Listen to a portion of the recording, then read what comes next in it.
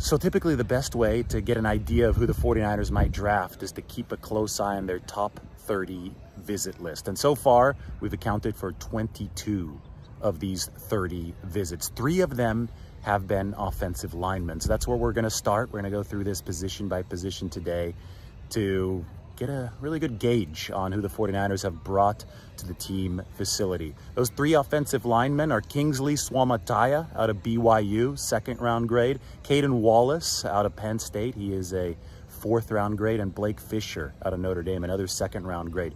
You might notice a commonality there. No 1st round graded offensive linemen amongst the top 30 that we know. They could have done some surreptitious visits in those final 8 spots that we haven't accounted for of higher ranked guys like Troy Fautanu, who I've mocked to the 49ers and who I've talked about, but the 49ers aren't picking until number 31. And if their strategy is going to be to sit back and make sure that they can keep as many picks as possible, maybe even trade down a little bit, makes sense they would look in the 2nd to the 4th rounds. They've also looked at Roger Rosengarten out of Washington. Roger Rosengarten is a player who the 49ers decided to work out up in Seattle. All of these linemen are athletic. I think Rosengarten's the most athletic. Rosengarten might be the fastest lineman in the past several years as far as his 40 time goes. He's a really impressive player as far as movement ability goes.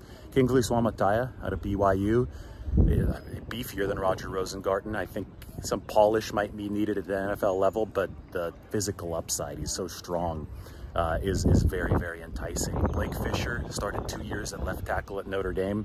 You know, the 49ers have drafted a Notre Dame tackle before in Mike McGlinchey. And if you want experience, Kaden Wallace might be your guy out of Penn State. 4 years starting at Penn State at that right tackle position. I think anybody the 49ers draft, they're going to want side versatility.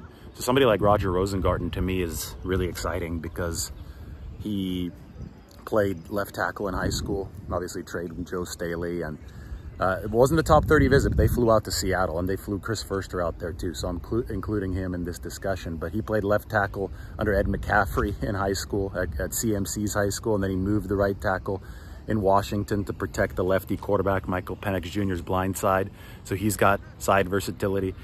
They would think that Blake Fisher does. He played that left tackle spot for 2 years with Notre Dame, but Trent Williams is still on the football team, so you're not going to see immediate action at left tackle. I think the 49ers would probably look for somebody to push Colton McKivitz and be a swing tackle, so that would definitely require versatility. So you look at all the players they brought in, I think the potential positional adaptability, athleticism, those are all commonalities there.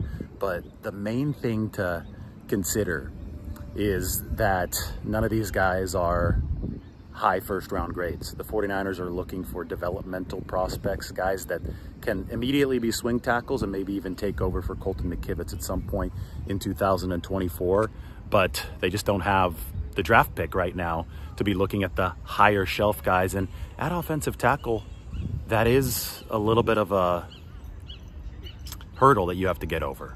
I mean, the surefire guys, or the close to surefire guys, are going to be found higher up in the 1st round than where the 49ers have a pick. So that's why you have to use your higher floor that you extended by re-signing Colton McKivitz to probably pick somebody a little bit lower and then hope that he grows into the role. So it's a longer term plan at offensive line.